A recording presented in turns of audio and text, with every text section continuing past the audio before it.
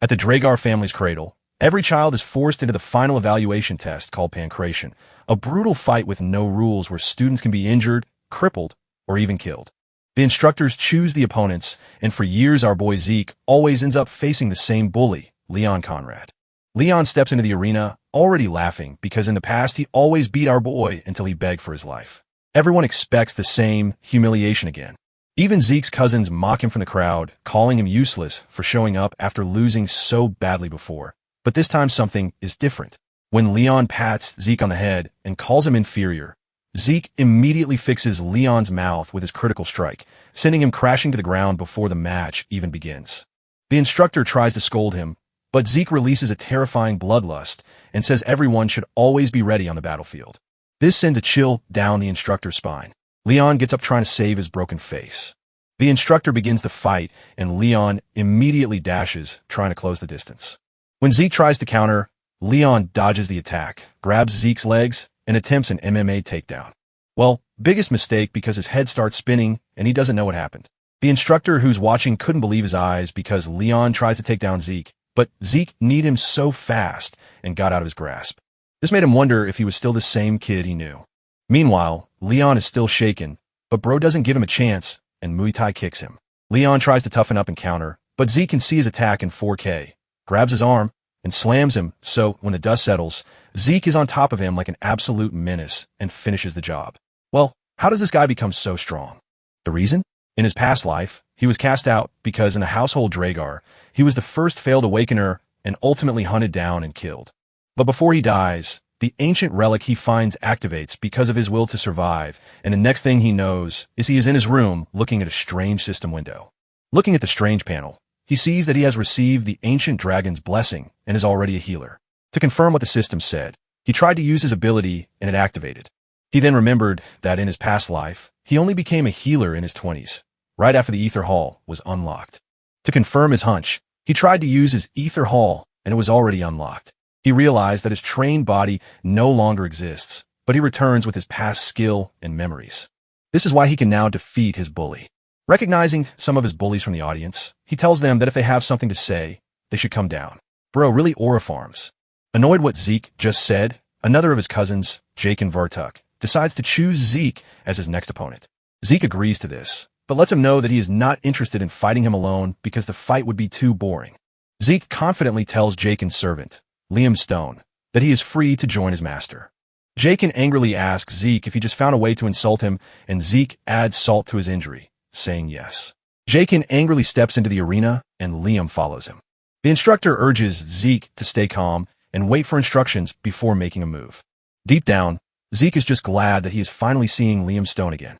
Apparently, in his past life, Liam was known as the Mercenary King. In his past life, Liam didn't get the benefits that other nobles got because he was Jaken's distant relative. He begged to join the higher education of the academy, Valhalla, but in the end, he joined the Knight Order of a small nation called Barignon.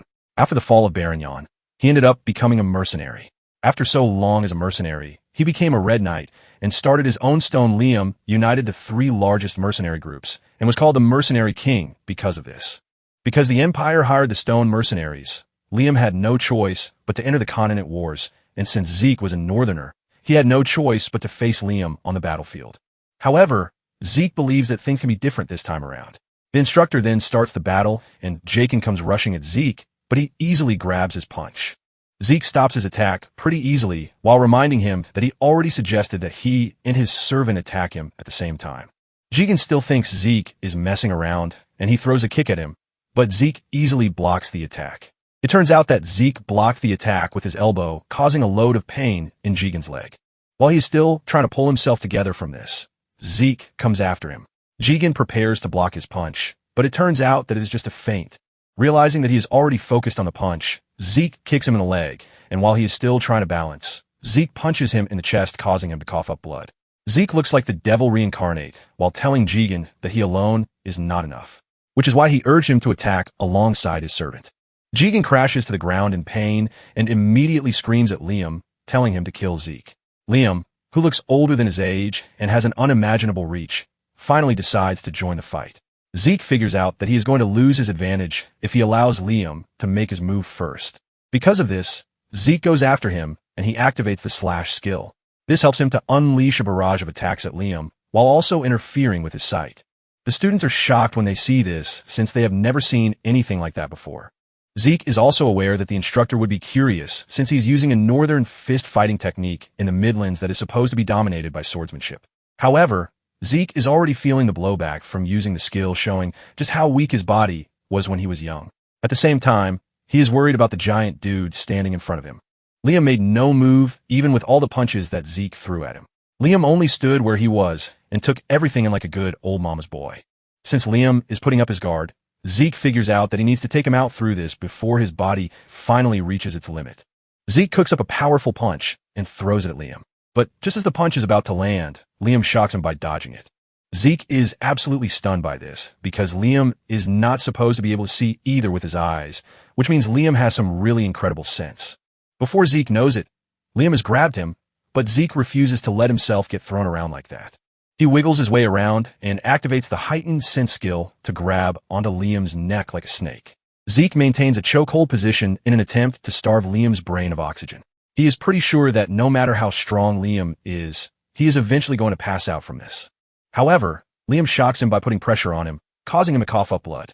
Zeke cannot believe that he is going up against such a crazy dude. But at the same time, he is excited to see who is going to come out on top. The intense battle of endurance ensues between the two, leaving the students in a state of panic as they patiently wait to see who will surrender first. In the end, Liam passes out from the terrible position that Zeke left him, ultimately making Zeke the winner. Meanwhile, a crazy girl who is watching the fight is excited that Zeke won the battle because she believes that the battle between them would be spectacular. Later on, Decker visits Zeke in his room to check on him, and Zeke assures him that he is fine. Decker then asks Zeke if he can check his pulse, and Zeke immediately figures out that Decker just wants to check if he has awakened his aura. Zeke hesitates a bit before offering him his arm to check the supposed pulse that he wants to. Zeke is shocked when Decker starts his thing, and he is very thorough with it, which shows that he is a Blue Knight at least. Basically, imbuing someone else with aura is as difficult as it comes, but Decker is doing it pretty easily. Talking about knights, they're not all the same because they're all classified in accordance with their martial prowess and aura manipulation proficiency. The white swordsmen are basically at the novice level, and the yellow swordsman is slated for those who have awakened their aura and opened their dantian. Basically, all the trainees in the cradle become yellow swordsmen after the blessing rite. Those who are able to freely control their aura are immediately given the title of a knight. When talking about the purple knight, they are those who can reinforce their sword with aura, while the blue knight is for those who can manifest an aura. However, there's a realm where knights have basically gone past the human, and this was a realm that Liam and Zeke got to in their past lives. This is a realm that is called the Red Knight, but there is also the Black Knight, even though there are a few of them on the entire continent. Because of how capable a Blue Knight is, Zeke starts to wonder how someone like Decker ended up being his attendant. Nonetheless, Zeke is confident that there is no way Decker can detect his ether, because there are only 2 people in the entire world who can use it. After Decker is done checking with a serious voice, he asks Zeke if he is hiding anything from him. Zeke goes into defense and throws the question back at Decker before walking away, telling Decker that he is only messing around. Decker then asks Zeke why he has suddenly changed a lot, but Zeke tells him that the right question should be why he changed just now. Zeke lets Decker know that things are only about to change even more because things are going in their rightful places, and he would like Decker and the rest to follow him.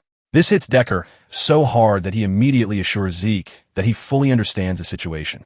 Decker then tells Zeke that he has prepared the training room that he asked for, and Zeke commends him for always working so hard.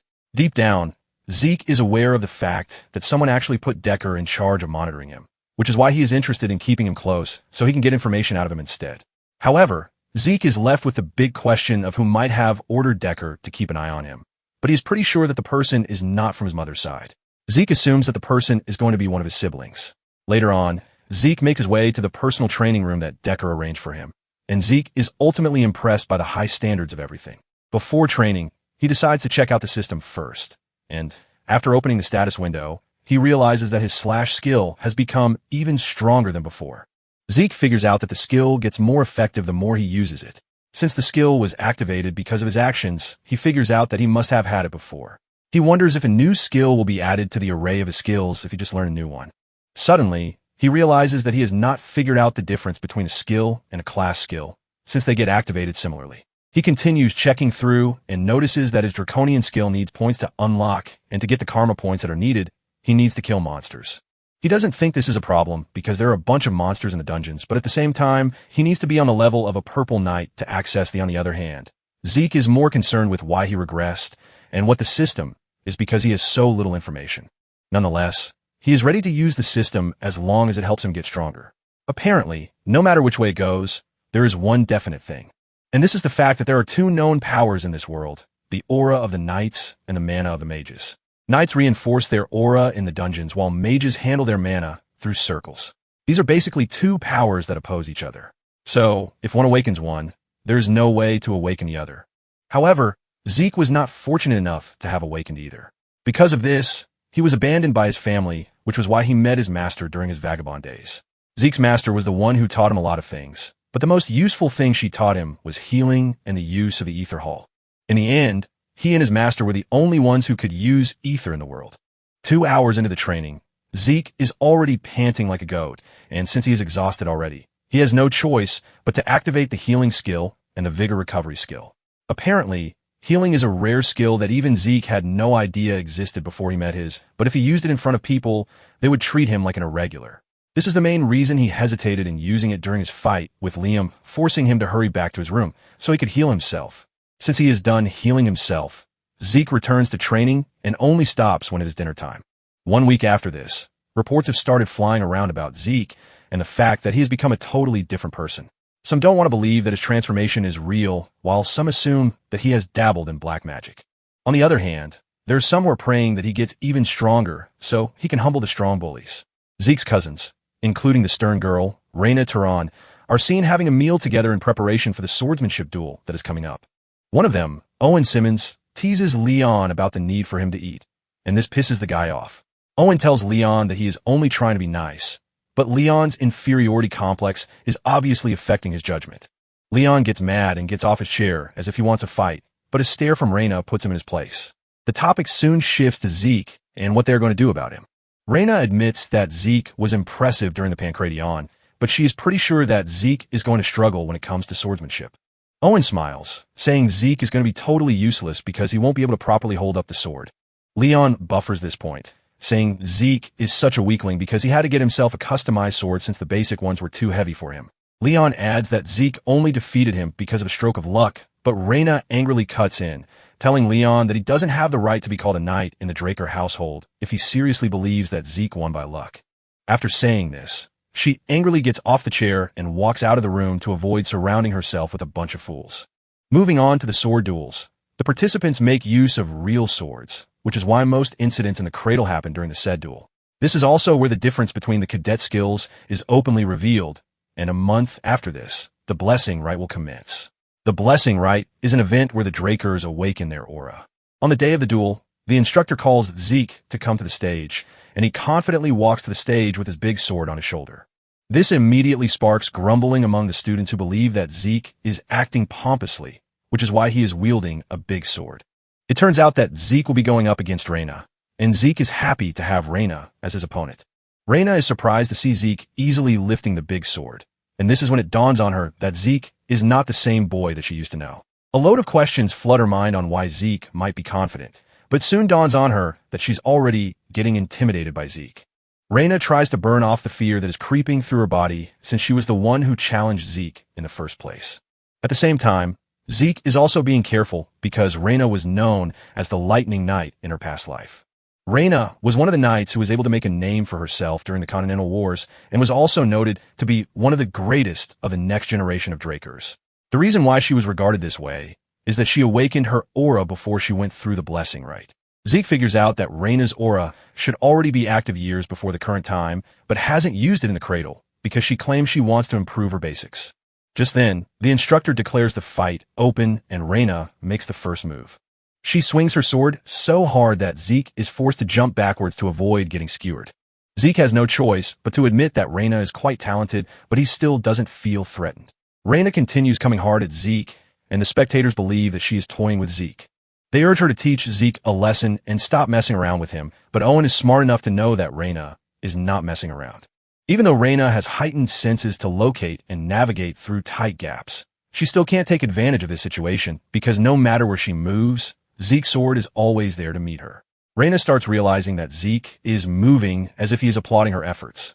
The moment Zeke does this, he opens another gap for her, making everything seem like a training duel, which is meant to teach her. Reina continues running around the arena, trying to get Zeke, and this has started straining with a clear indication of this from how she is sweating. Zeke finally sees how Reina was fighting when she was still in the cradle, and he is not impressed. Even though her sword appears to be honest, Zeke expected more from someone who is always so obsessed with their basics. At the same time, this fundamental is what is actually holding her back, and Zeke decides to help her break out of the tight shell that she has found herself in. Zeke then goes down on an extremely low stance, and Reina figures out that Zeke is trying to close the gap between them in just one leap. Reina is confident that she has what it takes to block Zeke because she is incredibly fast, too. Reina is still riding on her confidence when Zeke suddenly reaches her, sending a wave of fear through her body. It takes an incredible amount of flexibility for her to dodge the strike. She jumps backward and concludes that she can still react to Zeke's strike as long as there is a bit of a gap between. Just then, Zeke does something shocking by using his sword to throw pebbles at her. The pebbles hit her on the face, causing Zeke to close down while she is still struggling with the pain. Reina opens her eyes to see Zeke breathing down on her neck with his sword. Reina realizes that she is done for, forcing her to resort to something extreme. In the blink of an eye, Reina knocks Zeke's sword away, and the students start celebrating that Reina has won.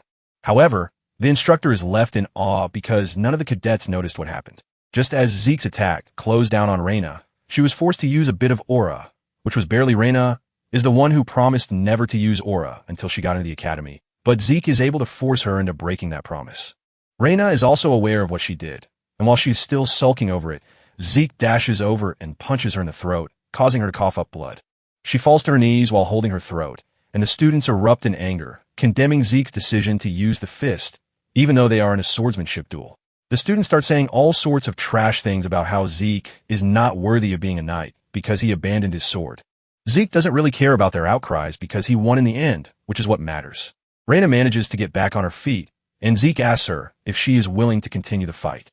In her head, Reina is thinking about the whole scenario, and she wants to believe that Zeke was only able to strike her because she let her guard down.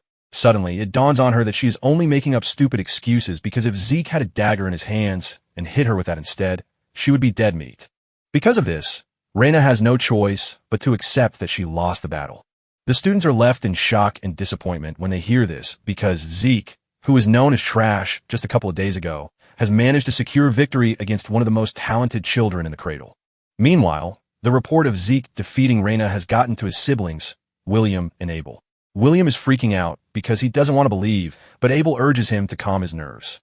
He asks when the blessing rite is, and William tells him that they have a month before the rites. Abel is pleased to hear this, and he decides that it is the right time to visit the family. William is shocked to hear this, and Abel reveals that Zeke has gotten his attention already, which is why he's interested in knowing what Zeke is going to awaken with. Zeke, on the other hand, returned to the training room after defeating Reina, while the whole cradle is still in shock. And in no time, a month flew past. It is the day of the blessing rite, and Zeke still ended up training that very day. While sweating heavily, he wonders how he was able to attain the level of a red knight in his past life with such a shitty body.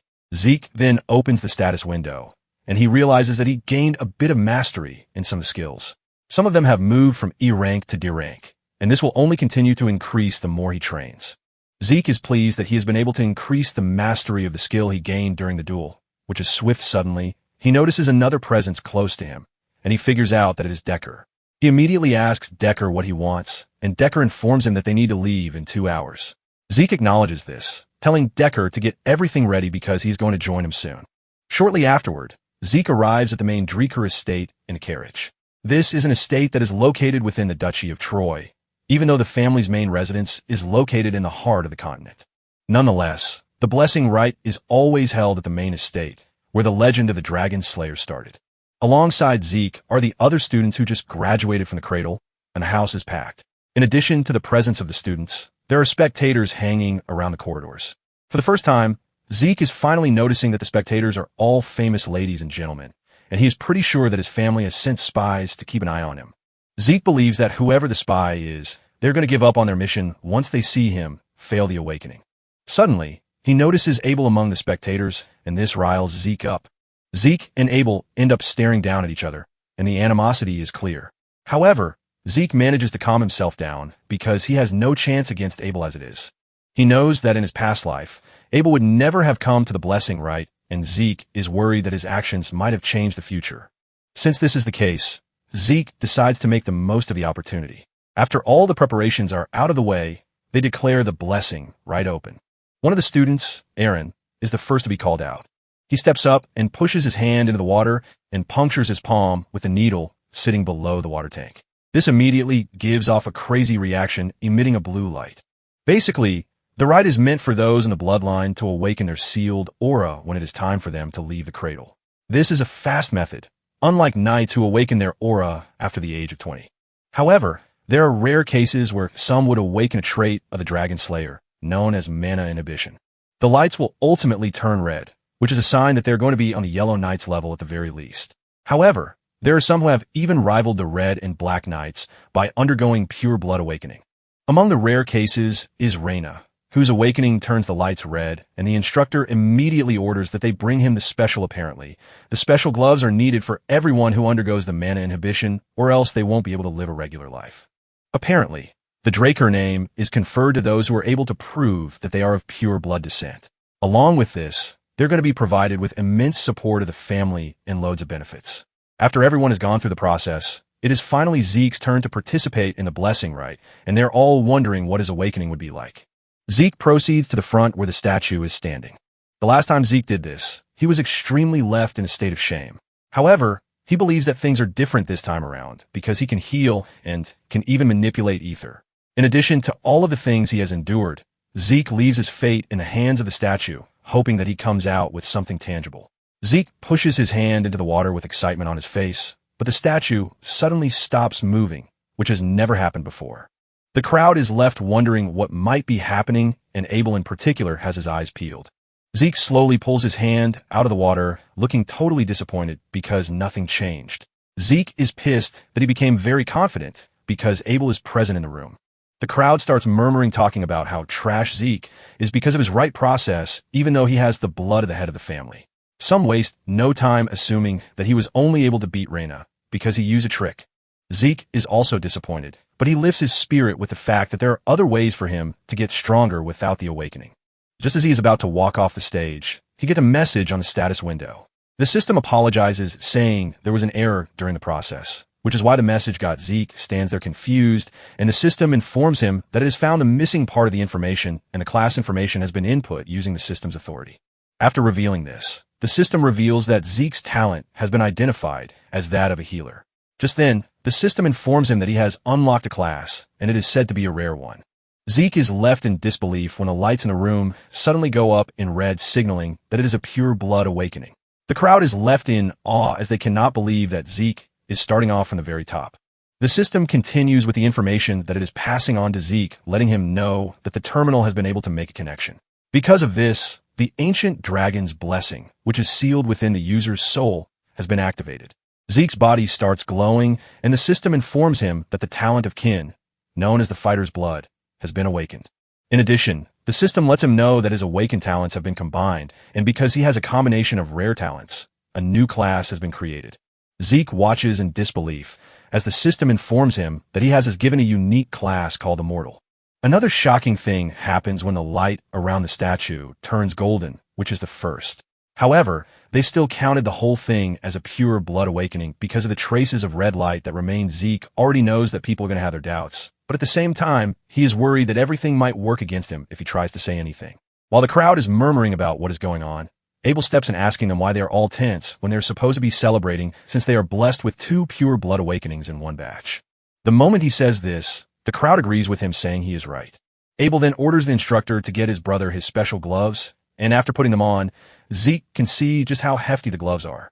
Deep down, Zeke is not happy with the fact that he might be forced to receive help from his trash brother. After the conclusion of the rites, the host informs them that they are going to organize a party to celebrate. As expected, Zeke is not interested in the party and would rather burn himself out in a training room. He sneaks out of the hall to try to find a training room, but his brother appears behind him, calling his name. This shocks Zeke, who wasn't expecting Abel to quickly reach out to him. Abel asks him why he is wandering off when he should be celebrating his awakening, and Abel stretches his hand towards Zeke for a handshake. Zeke is conflicted on whether to take the handshake or not, because if he refuses, it will be pretty obvious that he hates his brother's ass. Because of this, he decides to play along. But just as he is about to take his hand, he remembers something annoying, and he takes back his hand. Abel is surprised to see this, and even though it is risky, Zeke just couldn't bring himself to shake Abel's hand. Abel decides not to take offense, and concludes that seeing his brother's face is enough for him. Abel taps Zeke on the shoulder, telling him that he is going to see him again. Deep down, Zeke is raging as he can't wait to truly meet Abel again. While everyone else is celebrating the awakening ceremony, Zeke has made his way to his room.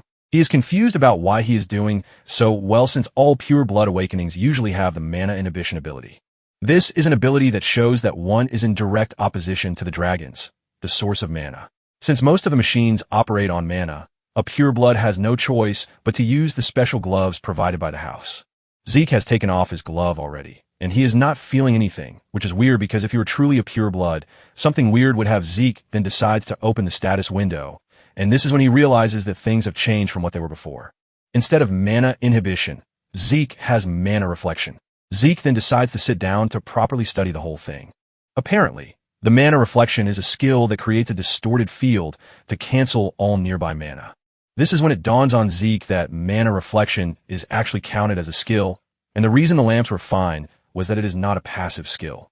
Zeke remembers that he was a healer before the rite, but he has somehow transitioned into a unique skill, an immortal. Just then, it dawned on him that all the graduates except Reina had regular awakenings with a blue aura.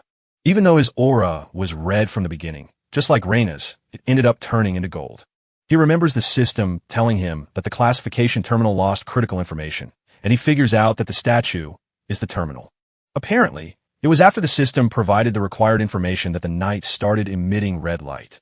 It finally dawns on Zeke that the red light doesn't determine whether someone awakens or not. It is actually a determinant for the user's class. There is red for a rare class, and there is gold for a unique class. The statue is an ancient relic even before the time of On himself, and since the concept of class doesn't exist these days, the statue was being used to check if the user has awakened or not. They have basically mislabeled the red light shown as a sign of rare class as a pure blood awakening, and they are so dumb that no family head has even realized this once. Zeke then realizes that he has karma points that he can use, which he probably gained during the whole blessing rite. He decides to use it, and he spends 10 points out of the 100 that he has on viewing what his draconian skill is. The system opens the sealed skills, which turned out to be Dragon Eyes, Might of the Dragon, and Devour. However, all these skills are still locked and cannot be used.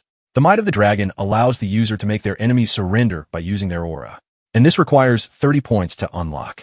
The Dragon Eyes, on the other hand, allows the user to view detailed information of an individual, and this requires 20 points to unlock.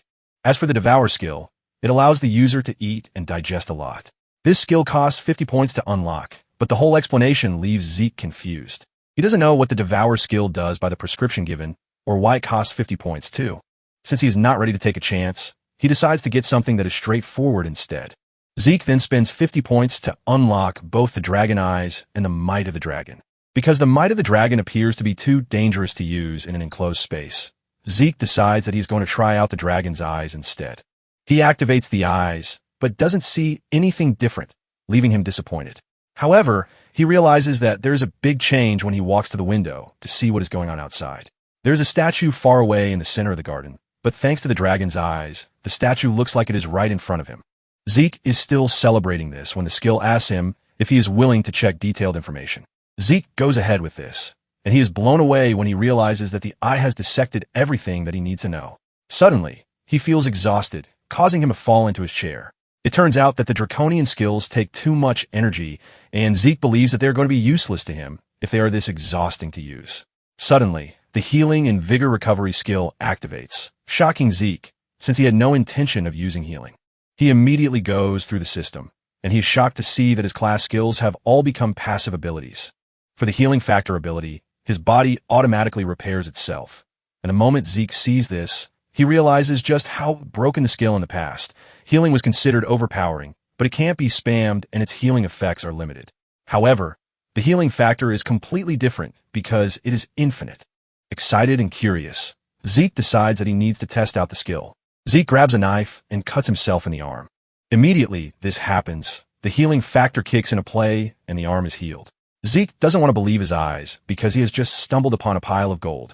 Zeke confidently declares that he is going to graduate from the academy, and this usually takes 5 years. Soon afterward, Zeke arrives at the Waifu Academy, which is the dream of anyone who is aspiring to become a knight. The higher students in the academy have been trained to perfection, and they have little to no difference from adults. However, Zeke still sees them as children who are from the great Zeke, is disappointed and disgusted with the fact that the whole family is rotten to the core. Basically, there are 3 great houses supporting the transcendent Waifu family, and they're called the Great Families because of there is the Turin family, known for their strength. There is also the Zimmons, and they are known for their wisdom. Then there is Vardek, and they are known for their gold. Zeke then makes his way to the high-class dormitory located in the Platinum Mansion.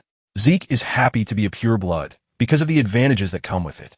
The high-class dormitory is furnished with a training hall, a library, and various kinds of facilities, which are only open to the highest-ranked students. Even those from the cradle can't just enter it easily. However, the purebloods are given the special privilege of a floor master. They have an entire floor known as the Platinum Floor to themselves, and as it stands, Zeke and Reina are the only purebloods among their mates. Upon entering the building, Zeke is welcomed by an assistant who tells him that he's going to escort him to his assigned. Zeke is surprised to see a bunch of students all lined up to welcome him, and he believes that this is too much. The attendant then tells him that Decker is waiting for him in his room. Upon entering, Zeke asks Decker what he wants, and he reveals that there is something he has to deliver for him. Decker hands him a pair of gloves that have been specially made for him, and it carries the Draken insignia on them. Zeke is happy that he now has new gloves, and he decides that getting a new sword would make a lot of sense too. Since the Duchy of Troy is located close to the mountains, it is abundant with good quality iron, and excellent Decker offers to search for a decent craftsman to help. But Zeke tells him that there is no need for this because he already has one in mind. Since he is willing to meet the blacksmith in person, Zeke tells Decker to go ahead and set up an appointment for him. Zeke hands him the name of the blacksmith, Galleon Halbert, surprising Decker, since this is the first time he will hear the name. Nonetheless, he promises to contact the blacksmith immediately. Before leaving, Decker reminds him that classes are starting the next day, and he urges Zeke to review the relevant documents before after Decker's departure. Zeke sits down to assess his situation, and he figures out that he's going to have a bulk load of freedom to do what he wants, since he is on a platinum floor. Just then, he hears a knock on the door, and he urges whoever it is to come in. A maid then enters the room, telling Zeke that Reina has sent him a dinner invitation. Zeke is shocked to hear this, but because he is curious, he tells the maid to take him there. Zeke arrives at where Reina is waiting to see her goons standing all around her, and he is a bit disappointed at this. Reina welcomes Zeke, and after sensing his disappointment, her goons walk away so that they can have a private discussion. Reina then suggests that they discuss properly after they're done eating. While preparing to eat, Zeke is fully focused on how Reina is controlling her aura using her lower abdomen.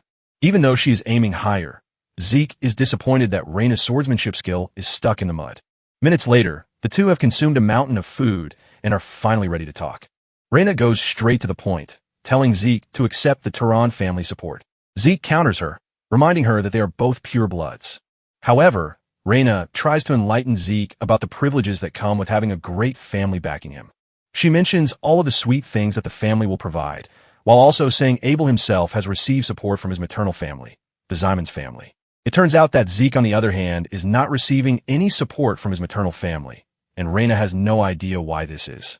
After saying everything she needs to say, she then tells Zeke with a stern voice to accept the Turin family support. Without thinking twice, Zeke basically says no. Just as Zeke is about to stand up to leave, Reina asks him why he doesn't want the Turin's family support. Zeke lets Reina know that she is getting everything wrong. He has no beef with the family, but he is rejecting the offer because he already has everything that he wants since he is a pure blood awakener. As he walks away, Zeke tells Reina that he's going to give him one piece of advice as gratitude for the meal.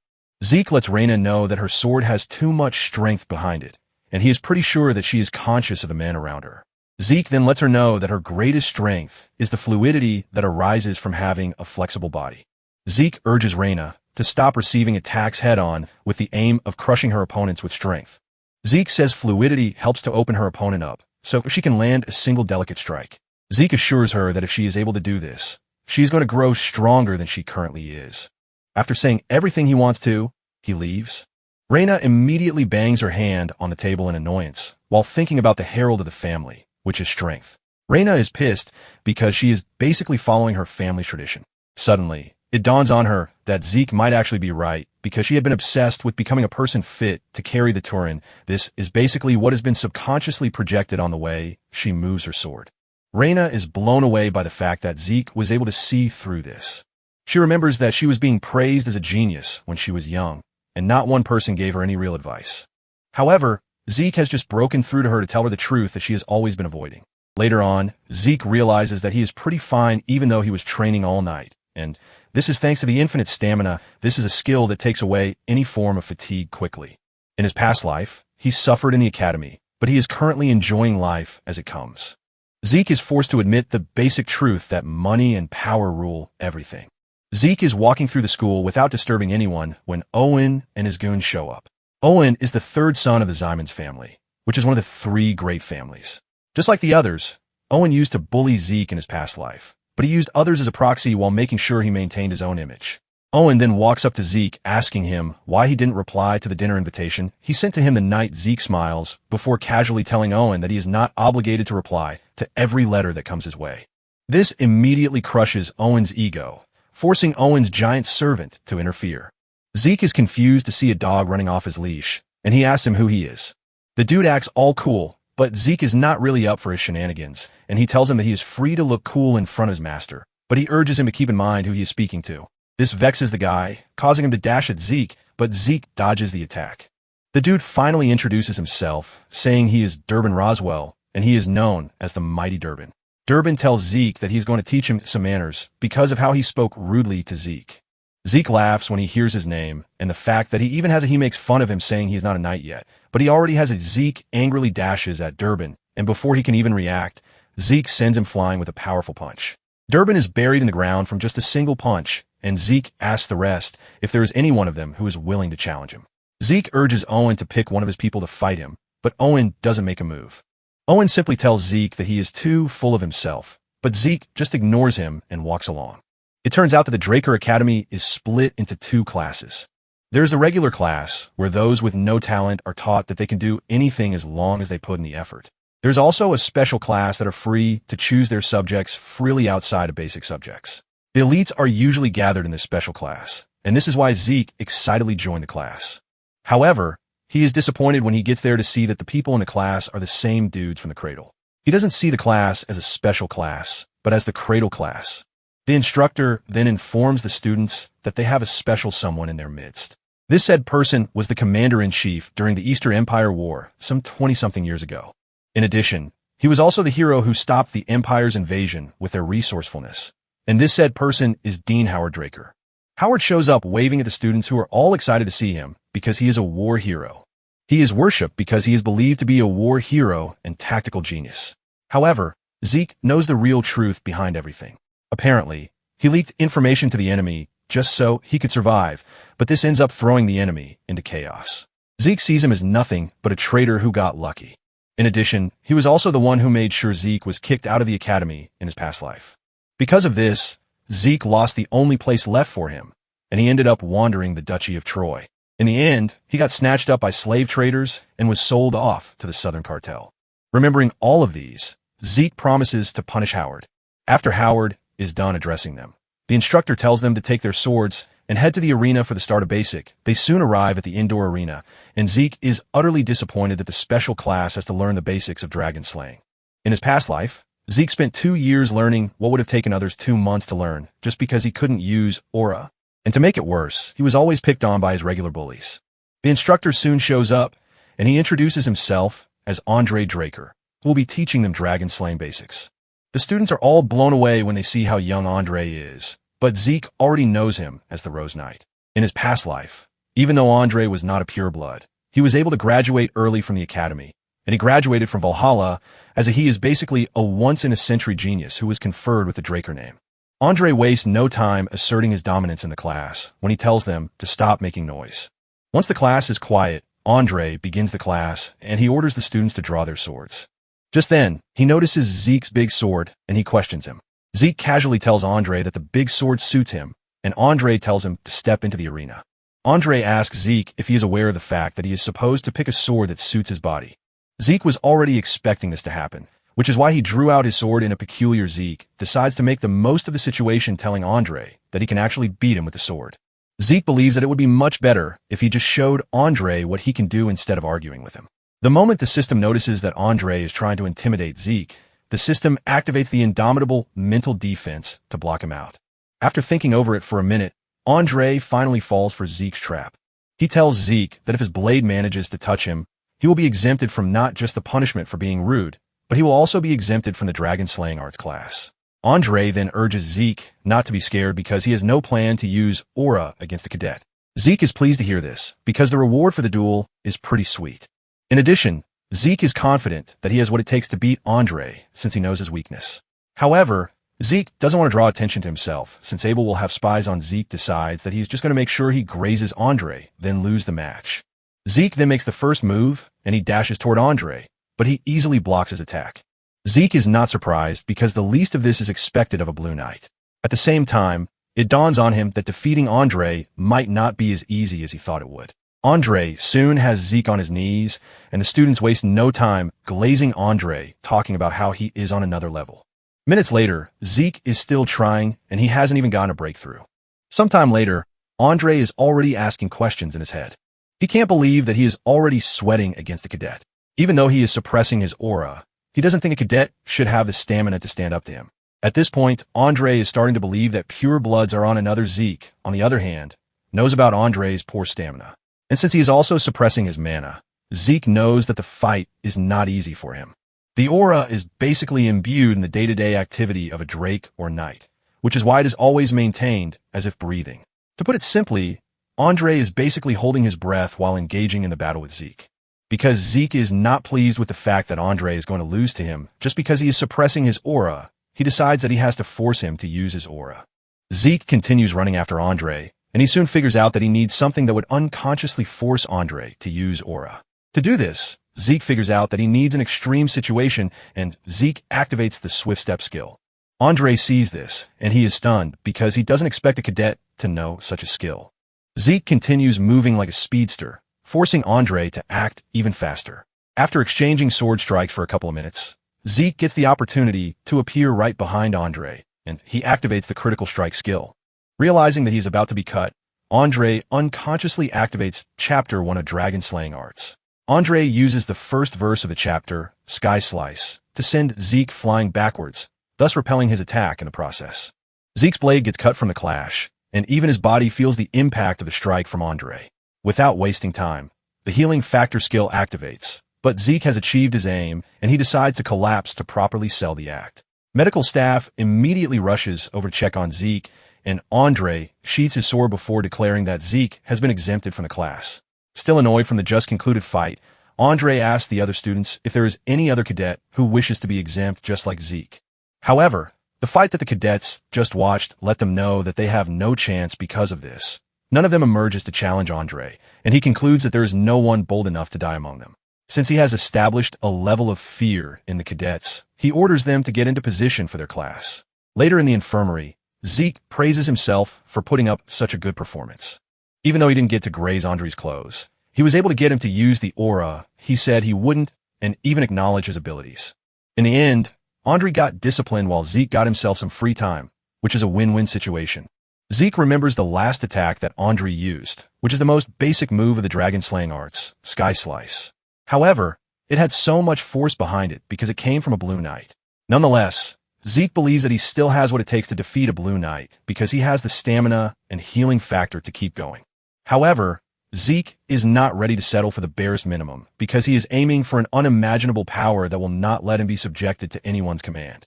Zeke is thinking about this when a redhead with a bottle of booze suddenly appears beside his bed. The dude calls Zeke Arthur's youngest son, and the sudden presence of the dude scares the hell out of Zeke. Zeke can't believe that he didn't even get to sense the dude, even though the strong stench of booze is all over him. At the same time, Zeke can't believe that the dude is casually addressing the patriarch, Arthur, like it is nothing. Zeke then asks the dude who he is, but the dude throws another question at him, asking him how he did what he did. Zeke plays a fool, asking the dude what he meant by this. The dude sees through Zeke and reminds him that he was inflicted with an internal wound when fighting Andre, but healed the moment the dude says this, Fear creeps into Zeke's body because he can't believe that someone has caught on to the fact that he is using healing. The system senses the fear in his body and activates the indomitable mental defense to help out. This helps Zeke to calm down, and he concludes that there is no one in the academy who knows about healing. Because of this, Zeke continues to act like he doesn't know what the redhead is talking about. Realizing that Zeke is not ready to slip up, the dude suddenly attacks him with the aim of cutting off his head. However, Zeke is able to react to this, and he dodges the strike. He leaps off the bed believing that the redhead is an assassin who has been sent to finish him off. Zeke is able to grab a sword, and he throws the bedsheet at the redhead to impair his vision. The redhead laughs when he sees this, admitting that Zeke has some trick up his sleeve. Since he is in danger, all of Zeke's senses have come to life, and the system activates the skills needed for his survival. Like the precise stab skill, Zeke's senses are letting him know that failure to kill the redhead might actually result in his death. Zeke cuts through the sheet, aiming to catch the redhead by however. He is the one who was surprised as the dude easily catches his sword while complimenting his adaptability. The dude smiles at Zeke, saying he is operating just like a mercenary would. And this sends a bulk load of questions into Zeke's head. To jump backwards, leaving his sword in the dude's hands, while at the same time wondering who the guy is. It dawns on Zeke that the dude just mentioned the word mercenary. And this gets him asking himself if the dude knows anything about his past life. The dude continues messing with Zeke by throwing his sword to him, telling him that as a Draker, he is not supposed to abandon his sword. The dude then tells Zeke that he appears to be more suited to be a mercenary rather than a knight. Zeke heaves a sigh of relief when he hears that this is what the dude meant, not that he actually knows anything about him being a Draker. At the same time, Zeke senses something overwhelming, which he has not felt since he fought his master. Zeke admits that the dude would easily kill him if he wanted to, because there is a considerable amount of skill gap between them. With this, Zeke figures out that the dude is at least a red knight. The dude then asks Zeke what he is doing with such a huge sword while also complimenting him. These brief words from the dude immediately tell Zeke that the guy might be stronger than he thought. Just then, the door opens and Andre enters. Andre is shocked when he sees the dude, but he quickly moves through the situation as he addresses the redhead as Garden Keeper Dexter. Zeke is shocked to hear that such a strong fellow is the Garden Keeper. The redhead then asks Andre how he knew he was at the infirmary, and Andre replies that he sensed him in the training room earlier. Before saying anything else, Andre tells Zeke that he is free to leave since he has already been treated. As he is about to leave the room, Dexter tells Zeke that he is free to come to the greenhouse if he is free because he is willing to teach him something useful. Just as usual, Zeke refuses the offer, causing Dexter to start lashing out saying Zeke is just as arrogant as Arthur. The moment Zeke steps out of the room, Zeke figures out that Dexter is fooling himself by saying he is a garden keeper. Since he has the rank to call the current patriarch by his name without restriction, Zeke figures out that the dude is the person who had only one disciple, Andre. This person is none other than Duke Draker, the Gale Knight. Duke is one of the Black Knights who has the martial force to fight a whole kingdom by himself. After he suddenly disappeared, it got everyone worried. Zeke cannot believe that someone as strong as he is living a quiet life at the academy. Zeke then concludes that Andre must have come to the academy because of him, too. Duke is said to be so strong that he basically obtained the Black Knight status just because he liked the color black.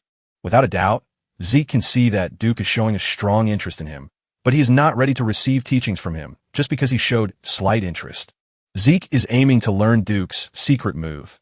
If at all, he is going to learn something from him, and he plans to change Duke's interest into tenacity.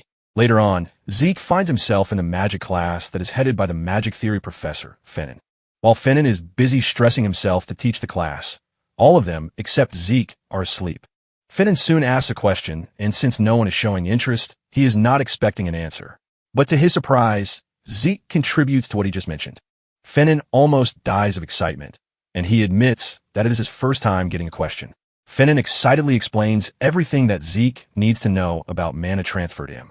The moment the class comes to an end, the others wake up and are ready to leave. They're not worried about the fact that they slept because they believe that learning about magic theory at a night academy is pretty useless. On the other hand, Zeke is impressed by how Fennon delivered his lecture because he made it pretty easy for him. Zeke stands up to leave, but Fennon runs after him, stopping him. Zeke then asks Fennon what the problem is, and Fennon expresses his excitement that he had a proper class thanks to him. Because of this, he tells Zeke that he is free to show up at his research lab anytime he wants if he has anything that he is curious about. Fennon then reveals that he is a Delpoa Magic University Scholarship alumnus, which means he knows a lot. Zeke is shocked when he hears this because an alum from the Magic University of Delpoa is no small fry. This is basically the nation where magic originated. Zeke happily accepts the offer, since it is going to be beneficial for him to get close to a mage. Since mages are critical thinkers, Zeke believes that they are better to have around rather than stuffy knights. Zeke is walking through the hall when he suddenly spots Duke lying on one of the public benches. He is shocked to see this, but this just tells him that Duke is less patient than he thought. Zeke has only avoided him for a week, and he has already shown up to see him. Zeke then asked Duke why he is there, and Duke asked him why he didn't come to the hero mind Zeke that he promised to teach him some useful things. Zeke acts cold again, saying he is not interested. This gets Duke even crazier as he asks Zeke why he is not interested. Zeke admits that Duke is talented, but he tells him that he is currently busy with individual training. It turns out that Duke is not a man who takes no for an answer, and before Zeke can even react, Duke has gotten to him. Duke knocks him out with a perfect hit to the back of his neck, and when he wakes up, he finds himself in the greenhouse. Zeke can't believe that Duke literally knocked him out just because he had been waiting for a week. Zeke is still looking around when Duke appears in front of him. Zeke asks him if he abducted him, and Duke admits this, saying he is interested in him, which is why he did. Zeke cannot believe that Duke is not even hiding his intentions, showing just how impatient he, however. Zeke doesn't think it is time yet for this. Zeke activates swift steps in an attempt to run away, but Duke easily catches up to him. Zeke gives it another try, but the result remains the same. Zeke realizes that Duke is still treating the whole thing as a joke, and figures out that he needs something to get him serious. Zeke then asks Duke why he is interested in him, and Duke replies that he wants to know how Zeke's internal wound got healed. This is when it finally dawns on Zeke why Duke is chasing him around. Zeke then decides to spice things up by telling Duke to make him answer the question if he is really curious about it. Just then, Duke vanishes, leaving Zeke to start wondering where the dude is. By the time Duke reappears, he comes back with Zeke's sword.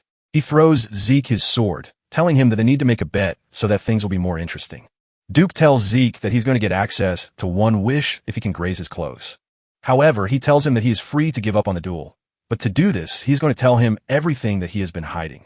3 hours later, Zeke is still up and running, leaving Duke totally surprised and stunned. Duke has figured out that Zeke doesn't only have unimaginable stamina, but he appears to be invincible because his healing is limitless. On the other hand, Zeke knows that he can keep this up as long as he can.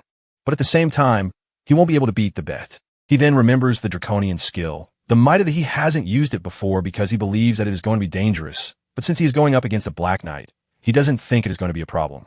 Zeke then switches things up, and when Duke sees how crazy he is staring down at him, he gets even more excited. Zeke dashes toward Duke with swift steps, but Duke blocks the attack.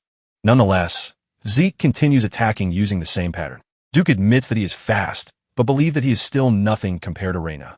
However, Duke is impressed with his tenacity. Finally, Zeke decides that it is time he uses the might of the dragon skill.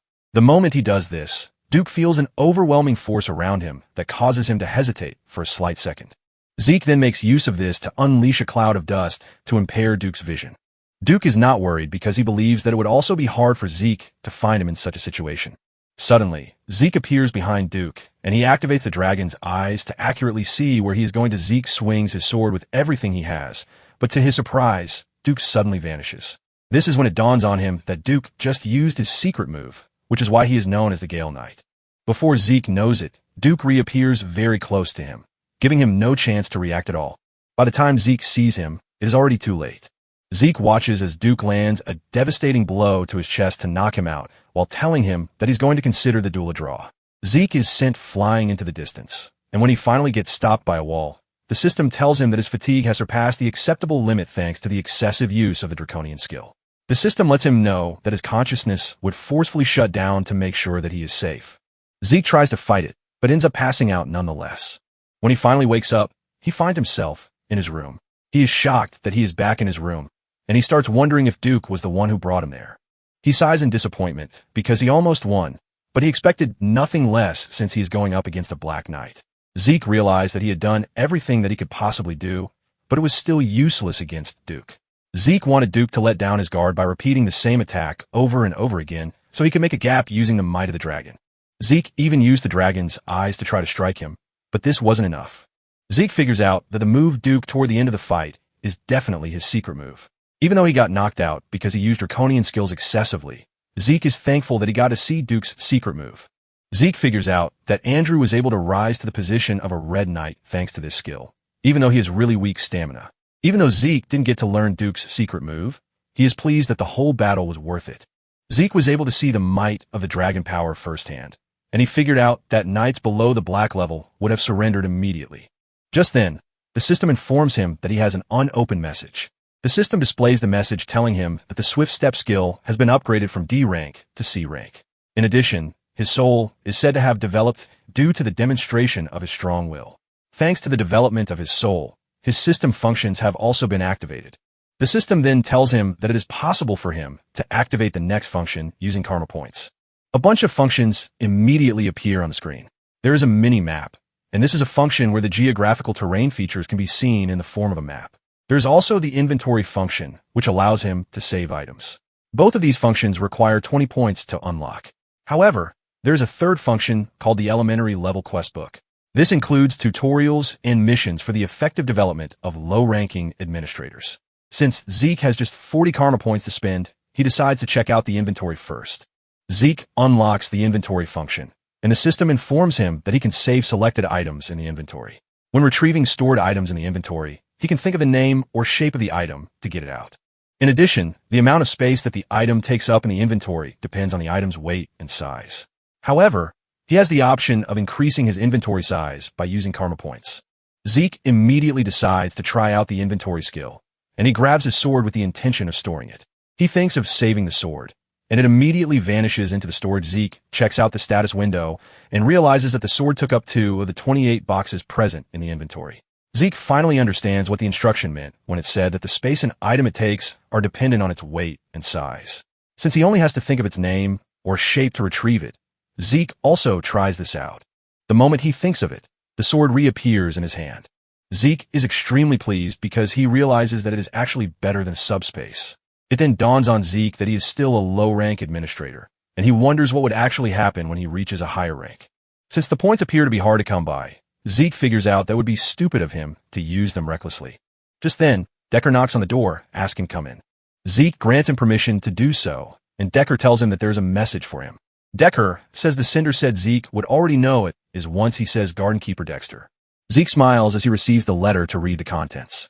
He realizes that the duel wasn't a total failure because Duke told him that he is free to come again if he ever wants to challenge him. Zeke finally realizes what Duke meant by calling the duel a draw. Zeke is basically pleased that he still has another chance to get what he wants from Duke. Decker then tells Zeke that he still has one more piece of information to give him. Decker reveals that the information is about the blacksmith that he mentioned. Decker says he has found the blacksmith, and Zeke excitedly asks him when the appointment is slated. Decker then reveals that there is a major problem because the blacksmith refused the appointment. Zeke is stunned to hear this, and Decker reveals the blacksmith says they are no longer making weapons. After the rejection from the blacksmith, Zeke decides to pay him a visit himself. As he enters the shop, he remembers the sword that Galleon forged for him. The sword was named Graham, and it was the best sword Zeke could ask for. The sword was potent enough to be able to replace the use of aura with ether. Now that Zeke has arrived at the said blacksmith shop, Zeke is disappointed to see him wallowing in his drunken state. Galleon is shocked when he sees a teenager entering his forge, and he urges Zeke to leave because it is not meant for children. Zeke is shocked to see Galleon in such a way because he never remembered Galleon being temperamental. This tells Zeke that there have been things that happened before he met him. Zeke decides to do things in his own way by grabbing a bucket of water and pouring it on Galleon to get him out of the trash state he is sitting in. Once Galleon is in a clear state of mind, Zeke walks up to him asking him why he declined his offer for a job. Galleon is a bit confused about what is going on until he notices the insignia on Zeke's glove, clearly showing that he's a Galleon. Immediately bows his head, apologizing to Zeke for being such a rude person. Galleon then reveals that he is not currently taking orders because he can't even make what he wants for himself, so he doesn't see how he can make what others want. This is when it dawns on Zeke that even Galleon once went through depression. Zeke remembers that the time he met Galleon, he was already the greatest blacksmith on the continent, but he never told him what kind of life he led before that. Zeke figures out that Galleon obviously didn't want to share his past because of how embarrassing it was. However, Zeke doesn't think he can wait around for Galleon to come around. Just then, Zeke tells Galleon that he would like to see some of his works that he is calling a failure. Galleon leads Zeke to the back of the forge where there are a bunch of swords lying around. Zeke commends him, telling him that swords are looking good. Zeke grabs one of them, and Galleon urges him to be careful, saying the swords might be a failure, but at the same time they are still sharp. Zeke checks out most of the swords and realizes that his calling a failure is actually not, because they are of similar quality to what he was making when he was named the best blacksmith on the continent. However, Zeke goes ahead to use his draconian skill, the dragon eyes, to test out the sword, and this is when he sees where the problem is. Zeke then asks Galleon if there's a problem with his forge, and the question shocks Galleon. He is forced to ask Zeke how he knows this, but Zeke cuts him off, reminding him that he just asked him a question. Zeke mentions that he can see that Galleon is mixing several metals together to create a lighter and exquisite material, but it is suffering in durability. Zeke mentions that this happens because impurities remain even after the heat treatment process. Galleon is totally blown away by the fact that Zeke recognized his smelting method and even analyzed the major flaw in the process and its cause. This is when it dawns on Galleon that he might have just met the right person. Galleon then takes Zeke into his inner chambers to show him a design. Zeke is blown away to see such an exquisite design, which Galleon only revealed years later, because it is a blueprint of a magic forge. Galleon mentions that he has nothing to hide from Zeke, because he is the one who just saved him. Zeke is blown away, and he assures Galleon that with the forge his smelting method would work without any hitch. Zeke then asks Galleon why he is not making the forge, even though he has the whole blueprint with him. Galleon mentions that the most important part of it all, the mana energy law blueprint, remains, but the money the magic tower is asking for is 10,000 gold. Zeke hears this and almost passes out because a normal 4-member family's monthly expenses are 10 gold. But this is 1,000 times as much. Zeke finally realizes that it took Galleon 10 years to gather the money needed for the forge. Galleon admits that the money is crazy, but he lets Zeke know that if he ever helps him make the forge work, since he is a Draker, he is going to create anything he wants for him without any money or conditions attached, as long as he is alive.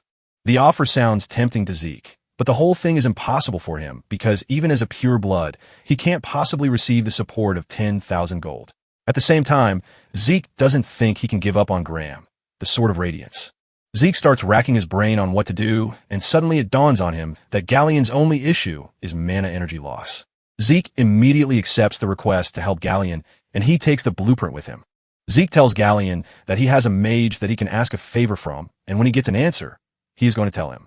Zeke is about to turn back to tell him to stop drinking, only to see Galleon on the ground bawling and thanking him for saving him. Upon arriving at the academy, Zeke started making his way to Fallon's office.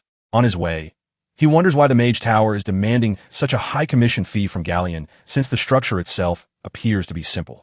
Zeke is still thinking about this when he suddenly notices something weird in the alley close to him. Inside the alley, Leon is bullying someone, and this immediately reminds Zeke of how Leon trashed him around. Zeke wants to ignore Leon until he hears Leon talk trash about him while he is busy bullying someone else. Leon believes that Zeke managed to beat him by luck and nothing else.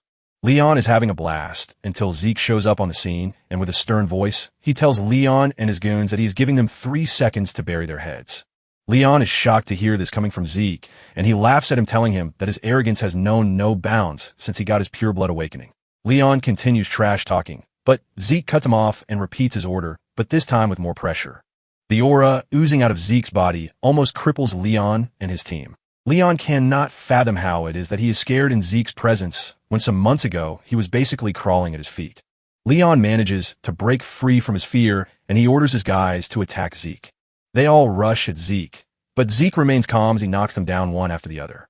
With his sleek moves, Zeke delivers devastating blows to knock them down as if they were amateurs on the street. In no time, Zeke has taken down the entire squad, leaving only Leon to witness the rampage. Fear creeps through Leon's body as he cannot believe that Zeke is the same person he knew before. After wiping the floor with his team, Zeke walks towards Leon, telling him that he doesn't need to be scared since he already knows what is coming next. Out of fear, Leon draws his sword, but this ends up being a big mistake on his path. The moment Zeke sees him drawing his sword, he reminds him of what he just did, since they are not allowed to recklessly draw their swords in the training area. Zeke then replies appropriately, saying Leon is the first to draw his sword, and to face the murderous intent coming from he also has no choice but to unsheath his sword.